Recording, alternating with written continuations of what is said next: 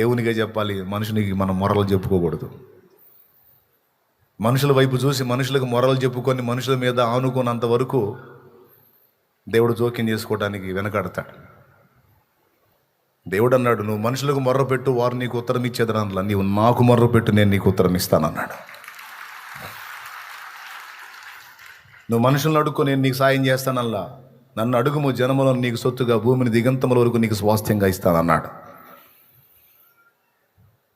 So మొదటి విషయంలో ఈ ఒక్క పాయింట్ని మీరు మేజర్గా తీసుకోండి. నీకు క్లియర్గా అర్థమయ్యేటట్టే చెప్తున్నాను. నేనేం తమిళం చెప్పట్లా, లేదా మలయాళం చెప్పట్లా.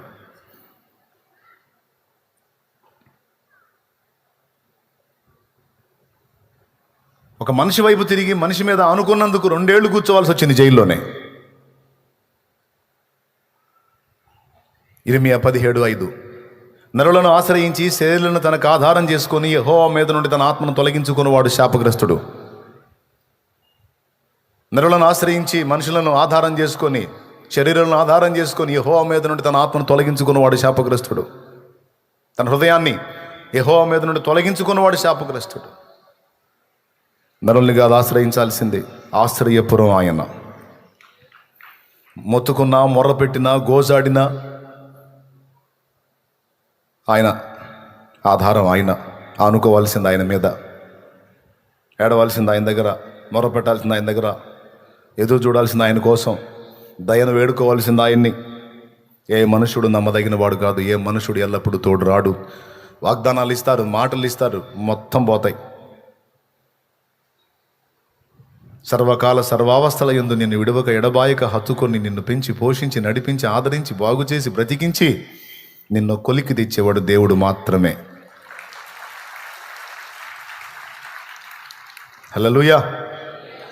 కడలేని కడలి తీరము ఎడమాయ కడకునా బ్రతుకునా, కడలేని కడలి తీరము ఎడమాయ కడకునా బ్రతుకునా, గురిలేని తరుణాన వేరువగా నాదరిని నిలిచేవనా ప్రభు, గురిలేని తరుణాన వేరువగా నాదరిని నిలిచేవనా ప్రభు.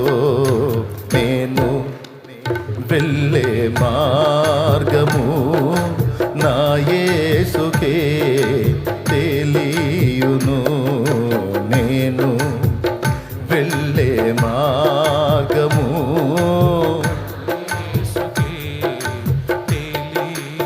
దేవునికి మహిమ.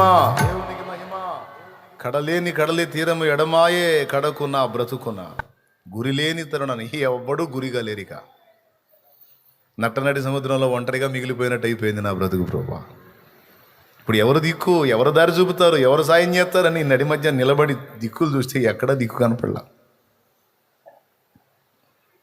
గురిలేని తరుణాన వెరువగా నా దరినే నిలిచావా నా ప్రభువు, నీకు స్తోత్రమయ్యా.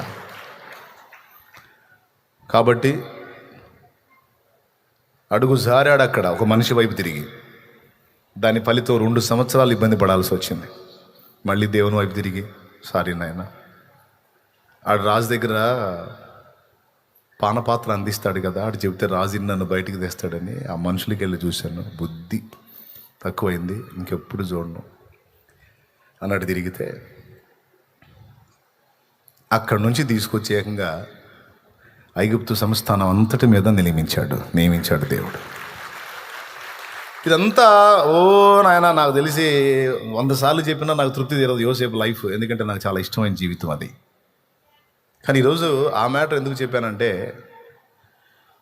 నీ మట్టుకు నువ్వు స్త్రీవైనా, పురుషుడివైనా, యవనుడివైనా, వృద్ధుడివైనా, బాలుడవైనా, బాలికవైనా, నువ్వు నడి వయస్సు గల స్త్రీవైనా, పురుషుడివైనా, నీ వయసు, నీ జ్ఞానం, నీ చదువు ఇవన్నీ పక్కన పెడితే,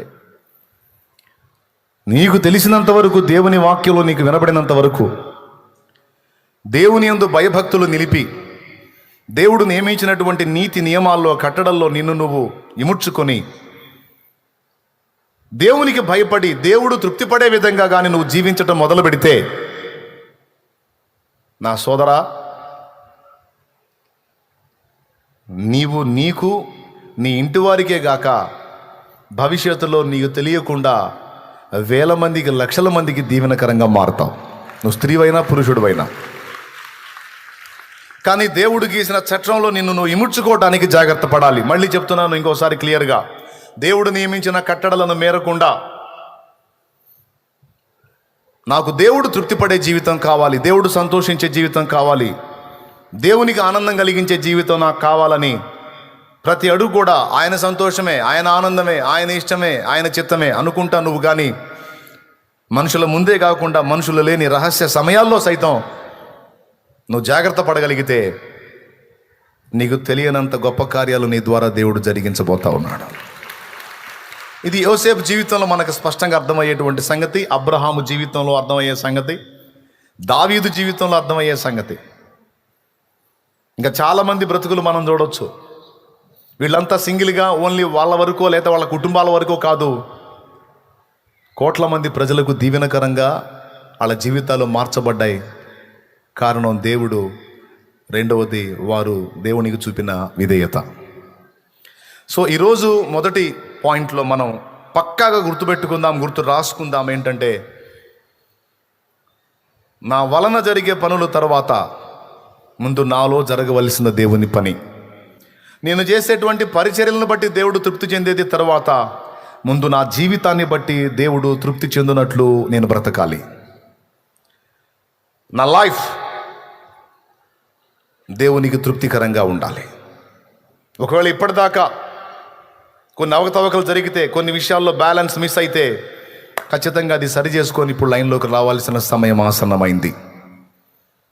అలా ఎవరైతే తమ నడతను సరి చేసుకోవటానికి, శుద్ధిపరచుకోవటానికి, క్రమపరచుకోవటానికి, దిద్దుకోవటానికి, జాగ్రత్త పడటానికి సిద్ధపడతారో, మారు మనసు పొందుతారో, తీర్మానానికి వస్తారో, బ్రతకటం మొదలు పెడతారో, ఇక వారు ఒంటిగా ఉండరు. ద్రాక్షావల్లి ఫలించినట్లు విస్తారంగా ఫలించడం మొదలు పెడతారు, వారికి తెలియకుండానే. ఎందుకంటే ఫలింపునిచ్చేది దేవుడే.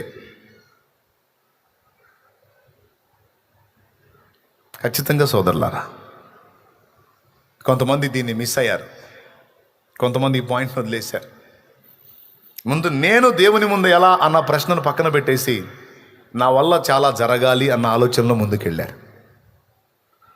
నీ వల్ల చాలా జరగాలి అంటే ముందు నువ్వు దేవుని ఎదుట కరెక్ట్గా నిలవాలి. దేవునితో నిలవాలి, దేవుని ఎదుట కరెక్ట్గా నిలవాలి. యోసేపు ఆ విషయాల్లో భద్రంగా ఉన్నాడు. తండ్రి సహోదరుల దగ్గరికి పంపిస్తే ఆ బాధ్యతను సరిగా నెరవేర్చాడు. సరే, వాళ్ళు దుర్మార్గం చేసి అమ్ముకుంటే అమ్మబడ్డ స్థానంలో కొన్న యజమానుడు డబ్బులు ఇచ్చి కొనుక్కున్నాడు కనుక వానికి నమ్మకంగా పనిచేశాడు. వాని ఇల్లు మొత్తం నాశనం చేసే ఛాన్సు ఏం లేదు. ఆ వైఫ్ ఒక్కటి పాడైందంటే ఇల్లు మొత్తం పాడైపోయినట్టే. ఇంటికి దీపం ఇల్లాలంటారు కదా, ఇల్లాలు జడగొట్టాడంటే మొత్తం అయిపోయినట్టే. టోటల్గా తన యజమానుడి కొంప కొల్లేరు చేసే ఛాన్స్ వచ్చింది, టచ్ కూడా చేయలే. జాగ్రత్త పడ్డాడు. నిష్కారణమైన నింద మోసాడు. ఒక్కరోజు కూడా సణుక్కోలా గొణుక్కోలా దాన్ని దినం చేయాలని లేదు, అది నాశనంగానం లేదు. అది అట్లా పోయింది ఎట్లా పోయింది అని కూడా అలా పాపం పుణ్యం దేవుడికే తెలుసు, దేవునికి స్తోత్రం అనుకున్నాడు, వదిలేశాడు. ఎక్కడ పెట్టినా సరే, ఎక్కడ నియమించినా సరే, పరలోకంలో ఉన్న దేవునికి, కన్న తండ్రికి నియమించినటువంటి యజమానునికి నమ్మకంగా పనిచేశాడు ఆయన. తను తాను నియంత్రించుకున్నాడు. ఎప్పుడు ఎల్లప్పుడూ తన కళ్ళ ముందు విశ్వాసమును బట్టి దేవుణ్ణి చూస్తూ బతికాడు. అది యోసేపు గొప్పతనం. నా దేవుని దృష్టి ఎదుట, నా దేవుని కనుల ఎదుట ఇంత గొప్ప పాతకం నేను ఎలా మూటగట్టుకునేది అంటే, తన కళ్ళ ముందు ఎప్పుడూ జీవం గల దేవుణ్ణి చూస్తూ ఉన్నాడు. ఆ దర్శనం కలిగి ఉన్నాడు ఆయన. ఈరోజు మన పర్సనల్ లైఫ్లు మనం రహస్య జీవితాలు ముందేసుకుంటే మనకు సిగ్గనిపిస్తుంది. దేవుని సన్నిధికి వచ్చినప్పుడు దేవుడు ఉన్నాడు, దేవుని మందిరంలో ఉన్నాం, ఇక్కడ దేవుడు ఉన్నాడు అన్నట్టు బ్రతుకుతున్నాం. కానీ మన ఇంట్లోనూ, మన రహస్య ప్రదేశాల్లో, మన రహస్యంగా జీవించేటువంటి ప్రదేశాల్లో సైతం దేవుడు మన పక్కన ఉన్నాడన్న సంగతి మన గ్రహింపు రాదు. సాతాను మన కళ్ళకి మాయపురలు కప్పేస్తాడు. చర్చిలోనే దేవుడు ఉన్నాడు, సంఘంలో దేవుడు ఉన్నాడు, ఇక్కడ లేడు, పర్వాలేదు, నువ్వు చూడు, చెయ్యి, ఆలోచించు, మెత్తబడు, నువ్వు శరీరంలో ఉన్నావు, నువ్వు మనిషివి, తప్పదు ఇలాంటి. నువ్వు పరిపూర్ణుడు ఏం కాదు, నువ్వు పరిపూర్ణాలు ఏం కాదు, నువ్వు యేసుప్రభువు ఏం కాదు, నువ్వు దేవుడు ఏం కాదు, నువ్వేం దేవతవేం కాదు. అందరిలాగా నువ్వు బలహీన ఘట్టానివే, అందరిలాగా నువ్వు మనిషివే, అందరిలాగా నీకు ఆ రక్తమాంసాల శరీరం ఉంది, అందరిలో ఉండే పైత్యరసాలు నీలో కూడా ఉంటాయి. కాబట్టి నువ్వు ఏదో ఫీల్ అయిపోయి అనుకోవద్దు. అదంతా మందిరంలో, సంఘంలో, భక్తుల్లో, జనాల ముందు. నీ రహస్య జీవితంలో అవన్నీ కూడా నువ్వు బ్యాలెన్స్ చేయాలంటే కష్టం అని ఫస్ట్ ఇది కష్టం అనిపించి, తర్వాత నువ్వు దేవుడి కట్టడలు మీరేటట్టు చేసి, యోసేపులాగా అనేక మందికి దీవెనకరంగా మారాల్సిన జీవితాన్ని నీకు, నీ కుటుంబానికి శాపంగా మార్చేటట్టు వాడు కుట్ర చేస్తాడు. ఎంతమందికి అర్థమైందో ఒకసారి చేతులు ఎత్తితే సంతోషపడతా. క్లియర్గా అర్థమైతేనే చేతులు ఎత్తండి. Right, thank you. చాలా క్లియర్గా అర్థమైంది అనుకోండి, ఎందుకంటే దాదాపు అన్ని చేతులు లేచినాయి. మరి చేతులు లేపారు, ఓకే, మరి ఏదన్నా దాని గురించి ఆలోచిస్తారా, లేకపోతే వదిలేస్తారా? సీరియస్గా తీసుకుంటారా, వదిలేస్తారా? నిజం ఒప్పుకుందాం, ఇప్పుడు ఇక్కడ ఉన్నట్టుగా దేవుని సన్నిధి ఇక్కడ కోపతాపాలు ఉండవు, ఇక్కడ పగలు ప్రతీకారాలు ఉండవు, ఇక్కడ భోగేచ్ఛలు ఉండవు, లైంగికేచ్ఛలు ఉండవు, కామేచ్ఛలు ఉండవు, ఇక్కడ నేత్రాశలు ఉండవు, శరీరాశలు ఉండవు, జీవపుడంబాలు ఉండవు. ఇక్కడ వినయం, భయం, భక్తి, దేవుడు సన్నిధి. అమ్మో, ఇదే ఫీలింగ్ ఇంటికాడ ఉందా? ఇలాంటి భయం, ఇలాంటి భక్తి, ఇలాంటి దృష్టి, ఇలాంటి దర్శనమే కలిగి ఇంటికాడ ఉంటారా? అబద్ధాలు ఆడకుండా నిజం చెప్దాం, అక్కడ కష్టమేనన్న అన్నోళ్ళు చేతులు ఎత్తండి. ఇక్కడ మేమే ఎత్తాం, కొంతమంది అసలు అబ్బో నిజమా, దేవునికి స్తోత్రం అంటే శాలేమన్న నువ్వు కూడా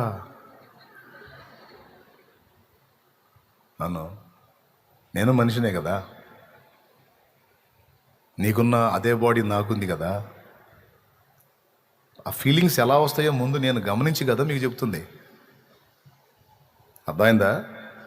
ఏ టైప్ ఆలోచనలు వస్తాయి, ఎలా ఉంటే ఎలా ఉంటుంది, ఎలా ఉండాలి, దాన్ని ఎలా తప్పించుకోవాలనేది నేను ఎదుర్కొని కదా మీకు బోధిస్తున్నాను. అయితే నేనేమన్నా స్పెషల్గా మహిమ శరీరాన్ని వేసుకొని ఏమన్నా పుట్టాను అయింది? ఏం ముట్ల. నీకే బాడీ ఉందో నాకు అదే బాడీ ఉంది, నీకు కలిగే దరిద్రపు ఆలోచనలన్నీ నాకు కూడా వస్తాయి. కానీ వాటి విషయంలో మనం మెత్తబడితే కలిగే నష్టం ఏంటి? కష్టమైనా సరే దేవుని శక్తిని బట్టి అధిగమిస్తే వచ్చే లాభం ఏందన్న పాయింట్ నీకు అర్థమయ్యేటట్టు చెప్తున్నాను నేను. పిచ్చి లాజిక్లు చెప్పుకొని మెత్తబడచ్చు, లేదా దేవుణ్ణి బట్టి ఇంద్రియ నిగ్రహాన్ని కలిగి, ఆశా నిగ్రహాన్ని కలిగి అధిగమించి ఒక ఫలం ఫలించవచ్చు, ఒక వెలుగు వెలగవచ్చు. ఇక్కడ మనకు ఒక ఆప్షన్ ఉంది. యేసయ్య అయితే ఒక్క చోట కూడా అడుగు జారలా. కానీ మనం మట్టి పురుగులం కనుక యోసేపులాగా అప్పటిదాకా దేవుని వైపు చూస్తూ సడన్గా మనిషి వైపు తిరిగినట్టు, యాకోబులాగా కొన్ని ఘట్టాల్లో అడుగులు జారినట్టు, అబ్రహాంలాగా కొన్ని ఘట్టాల్లో అడుగులు జారినట్టు ఒకవేళ జారితే వెనక్కి తిరిగి తీసుకొని దేవుని వైపు మళ్ళుకొని తిరిగి మళ్ళా ప్రయత్నం చేయడానికి మనకు ఆప్షన్ ఇవ్వబడింది, మనకు అవకాశం ఇవ్వబడింది. ఓకేనా? ఇప్పటిదాకా నువ్వు కొంచెం అటు ఇటుగా ఉన్నావు, ఇప్పటిదాకా కొంచెం చంచలంగా ఉన్నావు, ఇప్పటిదాకా కొంచెం బలహీనంగా పడతాలు లెగుస్తూ ఉన్నావు. అది కంటిన్యూ చేస్తావా, లేకపోతే నిలబడటానికి పోరాటం చేస్తావా? చెప్పు, ఏం చేస్తావు? ఎదురు తిరుగుతావా, మెత్తబడతావా, రాజీ పడతావా, పోరాడతావా? దేవునికి తృప్తి కలిగే విధంగా నువ్వు నడుచుకోవటానికి మొదలు పెడతావా? అబ్బో అది అసలు మనకు అసలు సాధ్యమయ్యే పనే కాదని రాజీ పడతావా? ఎవరి మనస్సాక్షికి వాళ్ళు, నా మనస్సాక్షికి నేను, నీ మనస్సాక్షికి నువ్వు. ఒక్కసారి కళ్ళు మూసి ఆలోచించు, నా జీవితాన్ని బట్టి నిజంగా దేవుడు తృప్తి చెందుతాడా? నా భక్తి, నా ఆత్మీయత, నేను దేవుని ప్రేమించే తీరు, నా సత్ప్రవర్తన, సత్సాక్ష్యం, నా పర్సనల్ లైఫ్లో నా సమస్త ప్రవర్తన దేవునికి తృప్తికరంగానే ఉందని నువ్వు గుండె మీద చేసుకొని నీ మనస్సాక్షికి, నాకు చెప్పొద్దు, నీ మనస్సాక్షికి చెప్పగలవా? నాకు తెలుసు మీ ఆలోచన ఏంటో. చెప్పలేదు. ఎందుకంటే చాలామంది జీవితాల్లో దేవుడు తృప్తి చెందే కాదు, దేవుడు ఆయాసపడే విషయాలు చాలా ఉన్నాయి. దేవుడు సంతోషపడే విషయం కాదు, దేవుడు నొచ్చుకునే సంగతులు చాలా ఉన్నాయి. అవే సరి చేయబడాలి, అవే దిద్దుబాటు చేయబడాలి. అవి దిద్దుబాటు చేయబడేంత వరకు నువ్వు చెరలోనే ఉంటావు, నువ్వు చెరలోనే ఉంటావు, నువ్వు శ్రమలోనే ఉంటావు. పూర్తిగా నీలో అది విరిగినప్పుడు విడుదల పొందుతావు. దేవునికి నిన్ను నువ్వు లోబర్చుకోవటం మొదలుపెట్టినప్పుడు ఫలించటం మొదలు పెడతావు. ఆఖరి పరీక్షలో కూడా పాస్ అవడానికి యోసేపుకి ఇంచుమించు 2 ఏళ్ళు పట్టింది. అది కూడా అయిపోయిన తర్వాత పోయి ఎక్కడెక్కాడు? ఐగుప్తు అధికారపీఠం ఎక్కాడు. 7 సంవత్సరాలు సమృద్ధి పంట చేతికి వచ్చినప్పుడు దాన్ని అంతటిని భద్రం చేశాడు. అప్పట్లో అగ్రరాజ్యం ఈజిప్ట్, ఐగుప్తు. మంచి పంట వచ్చింది, విచ్చలవిడిగా అమ్ముకునేవాళ్ళు మొత్తం ఏం గింజ మిగిలేదు కాదు. చచ్చేవాళ్ళు 7 ఏళ్ల కరువులో, ఒక్కళ్ళు లేకుండా ఆఖరి ఫరోతో సహా చచ్చేవాళ్ళు. 1 ఏడు 2 ఏళ్ళ కరువుకే చస్తాం అల్లాడు. 7 ఏళ్ల కరువు అంటే బతుకుతారేంది? ఒక ఐగుప్తే కాదు, కనాను ప్రాంతం చుట్టుపక్కల ప్రాంతాలు ఎన్ని ప్రాంతాలు కరువు దెబ్బతిన్నాయో. మొత్తానికి ధాన్యపు నిల్వలు దాచిపెట్టాడు. మీరు ఊహించండి, అప్పటి రోజుల్లోనే లక్షలాది మంది ప్రజలు కదా, కనానీలు అయితేనేమి, ఐగుప్తీలు అయితేనేమి, చుట్టుపక్కల ప్రాంతాల వాళ్ళు అయితేనేమి. ఒక్క యోసేపు, 100 యోసేపులు లేరు, 1000 యోసేపులు లేరు, లక్షల మంది లేరు.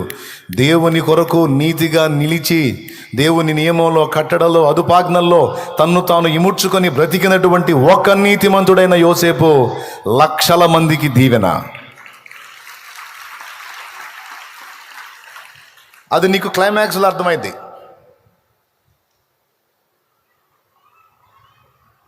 నా ప్రారంభం నుంచి నా భక్తి సాధనలో ఈ విషయాలు నా దృష్టిలో పెట్టుకుంటా నేను ప్రయాణం చేసుకుంటా వచ్చా.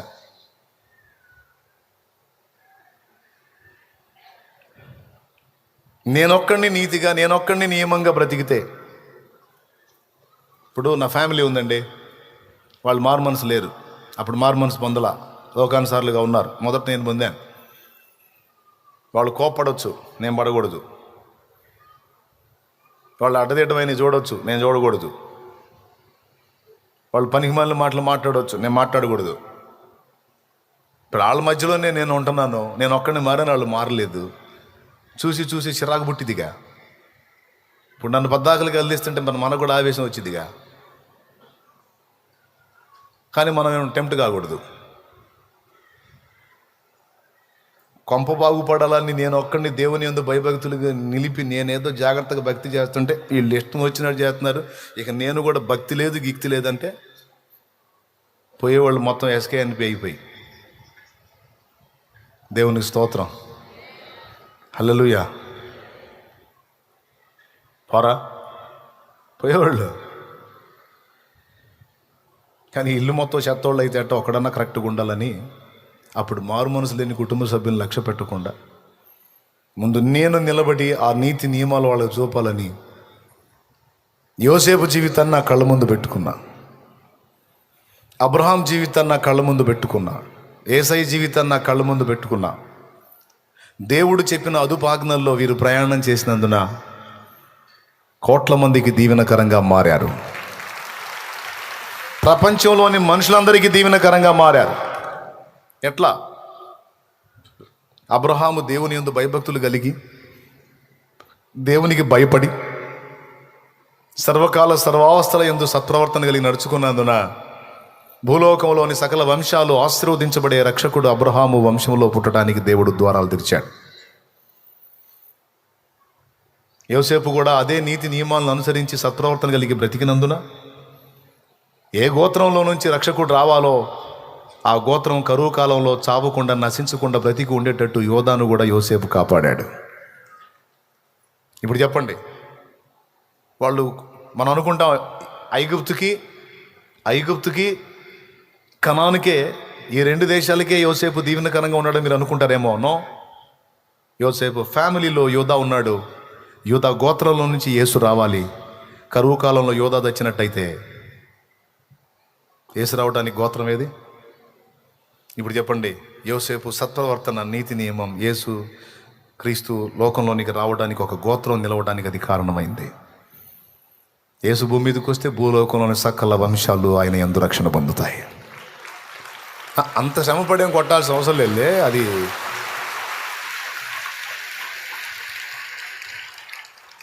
అంటే వాళ్ళకి తెలియదు అన్నీ. ఇంతమందికి నా చేత్తో అన్నం పెట్టే స్థితి నాకు వచ్చిద్దని యోసేపుకు తెలియదు.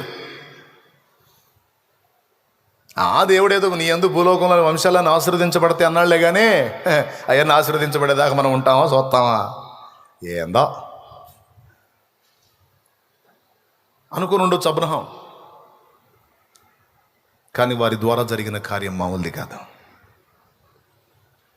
ఎస్తేరు తల్లిదండ్రులు లేని అనాథ ఆడపిల్ల,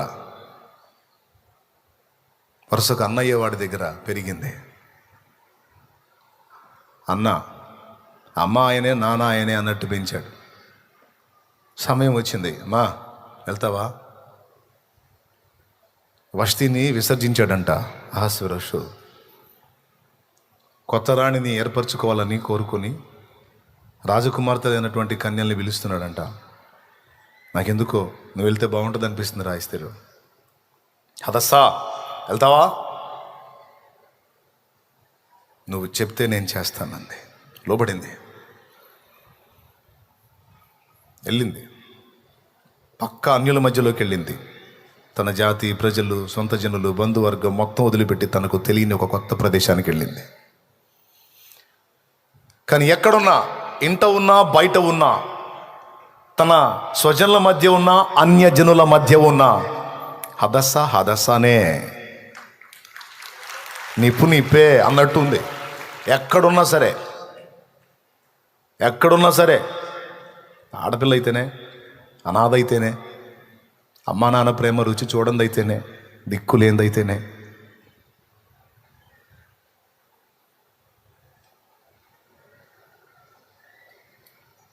పసిబిడ్డగా ఉన్నప్పుడు, తల్లిదండ్రిని కోల్పోయినప్పుడు, ఎవరు లేని నన్ను నా అన్న చేరదీశాడని ఆయనే నాన్న ఆయనే అమ్మ.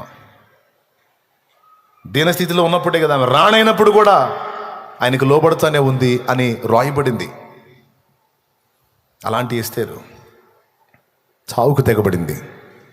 అన్ని జనులకు మధ్యలోకి పోయినా కూడా వాళ్ళ ఆలోచనలోకి వెళ్ళలా, తన నీతిని మేరలా, పిచ్చి పిచ్చి వేషాలు వేయలా, మిగిలిన రాజకుమార్తెలు ప్రవర్తించినట్టు వెర్రి వేషాలు ఏం వేయలా. ఓ రకంగా చెప్పాలంటే ఒక దీనురాలిగా అహస్వేరోషు సంస్థానంలో ప్రవర్తించింది. ఒక రకంగా చెప్పాలంటే మిగిలిన ఆడపిల్లల ప్రవర్తన అంతా ఒక రకంగా ఉంది. యూదురాలైన ఎస్తేరు ప్రవర్తన, అదే హదస్సా ప్రవర్తన ఒక రకంగా ఉంది. Separate life. చూశారు అక్కడుండే షండులు, వాళ్ళందరూ చూశారు. హేగే చూశాడు, మొత్తం అంతఃపురంలో ఉన్నవాళ్ళు చూశారు. మిగిలిన వాళ్ళందరూ వేరండి, ఈ అమ్మాయి పిచ్చిపిల్ల, అమాయకురాలు అని ఆమె గురించి మంచి సాక్ష్యం ఇస్తూ ఉన్నారు. అందరికీ ఆమె చూసినప్పుడు దయ పుట్టింది. ఎందుకంటే ఇతరులు చూసి దయపడే విధంగా తను దీన మనస్కురాలై నడుచుకుంది, సత్ప్రవర్తనను కనపరిచి మొదట విజయం అక్కడే పొందింది. రాజును గెలవాలంటే ముందు రాజు దగ్గర ఉండేవారిని గెలవాలా. ఎంత బర్రో చూడనిది. దేవునికి స్తోత్రం చెప్తారా? రాజును కొట్టాలంటే ముందు రాజు దగ్గర ఉండేవాళ్ళని గెలవాలి. అందుకే చాలామంది ఏమనుకుంటారంటే చాలామంది తెలియదు ఈ సంగతి. దేవుడు తన ఆమోదాన్ని నీకు తెలపాలంటే ముందు దైవజనుల ఎదుట నీ ప్రవర్తనని కనిపెడతాడు ఆయన. నిన్ను బట్టి ఒక దైవజనుడు ముందు తృప్తి చెంది సంతృప్తుడై నిన్ను గురించి దేవుని ముందు సంతోషించాలి. అది ఎంత దీవెనో తెలుసా నీకు? రాజును గెలవాలంటే ముందు రాజు దగ్గర ఉండే వాళ్ళ హృదయాలను గెలవాలి. చాలామంది తెలియదు పాపం.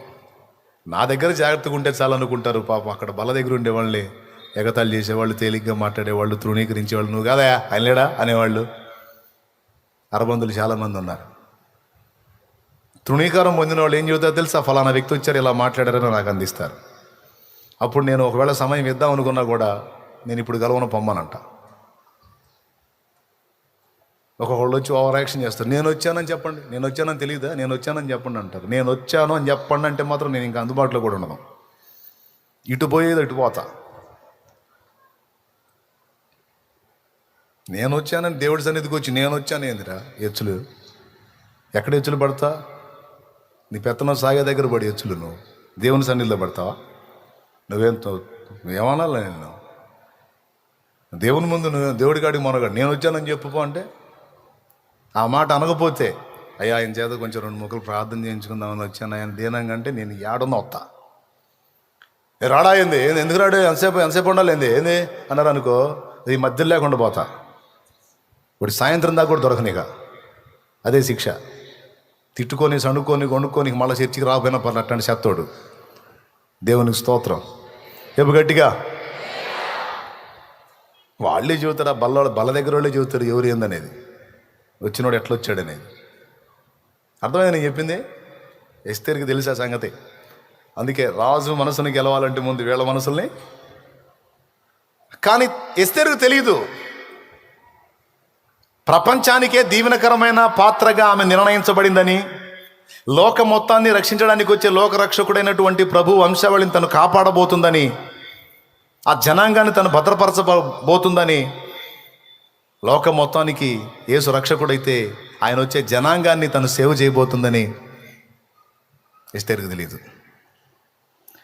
మళ్ళీ పాయింట్ ఎందుకు మీకు రేట్ చేసి చూపిస్తున్నానో కొంచెం ఆలోచన చేయండి. నీకు తెలియదు నీ చేత దేవుడు గొప్ప కార్యాలు చేయించబోతున్నాడు. కొడితే గంట కొట్టి మళ్ళీ చచ్చుదేపులు కొట్టవాలి. నీకు తెలియదు, నువ్వు ఊహించని కార్యాలు దేవుడు నీ ద్వారా చేయించబోతున్నాడు. నీకు తెలియదు, నువ్వు కలలో కూడా అనుకోని సంగతులు నీ ద్వారా నా దేవుడు చేయబోతున్నాడు. ప్రవచనాత్మకంగా ఇది మాట్లాడుతున్నాను నేను. సేవకుడు, విశ్వాసి, పరిచారకుడు, స్త్రీ పురుష భేదం లేదు చెప్తున్నాను నేను. నియంత్రించుకో. దేవుని కట్టడల్లో కొంచెం అడుగులు సరి చేసుకో. తర్వాత నువ్వే చూస్తావు. తేలిగ్గా లెక్కేసుకుంటున్నావు. నీ జీవితాన్ని నువ్వు తక్కువ అంచనా వేసుకుంటున్నావు. నిన్ను నువ్వే తృణీకరించుకుంటున్నావు. మంచిదే, తగ్గింపు మంచిదే. కానీ దేవుని ముందు తగ్గించుకుంటే పర్వాలా, సైతాను ముందు కూడా తగ్గించుకుంటున్నావు. సైతాను ఎదిరించి పోరాడాల్సిన నువ్వు సైతాను ముందు కూడా దీన మనసుకురాలు అయి సైతాను నేను దీనురాలను అంటున్నావు. ఒక్క తన్నుది అంటున్నాడు వాడు నిన్ను. అక్కడ మెత్తబడకూడదు. వాడు చూపే ప్రలోభాలకు లొంగకూడదు, లోపడకూడదు, తేలికగా అడుగులు జారకూడదు, చీప్ మెంటాలిటీ కలిగి ఉండొద్దు. దేవుడు కొన్ని ప్రిన్సిపల్స్ ఇచ్చాడు నీకు, అందులో నువ్వు బ్రతకాలి. చెప్పు, ఎందులో బ్రతకాలి? అందులో బ్రతకడానికి నువ్వు నిలబడాలి. ఎందుకంటే నీకే తెలియనంతగా గొప్పగా దేవుడు నీ ఎడల కార్యాలు చేయబోతున్నాడు. దేవుడు ఎవరినైనా అలా బ్లెస్ చేయాలనుకున్నప్పుడు ముందు ఇలాంటి దిద్దుబాటు చేస్తాడు. గుర్తుపెట్టుకోండి. ఒక దిద్దుబాటు సందేశం, ఒక హెచ్చరిక సందేశం, సరి చేసుకో అనే వార్నింగ్ నీకు వచ్చింది అంటే దాని వెనక ఆంతర్యం ఏంటో తెలుసా? దేవుడు నిన్ను బ్లెస్ చేయబోతున్నాడు. దేవుడు నిన్ను వాడుకోబోతున్నాడు. దేవుడు నిన్ను హెచ్చించబోతున్నాడు. దేవుడు నువ్వు ఊహించిన దానికంటే అధికంగా దీవించబోతున్నాడు. కాబట్టి ఆ కృపను నీవు పొందినట్లు ముందు అవరోధాలుగా ఉన్న వాటిని దేవుడు దిద్దుబాటు చేస్తాడు.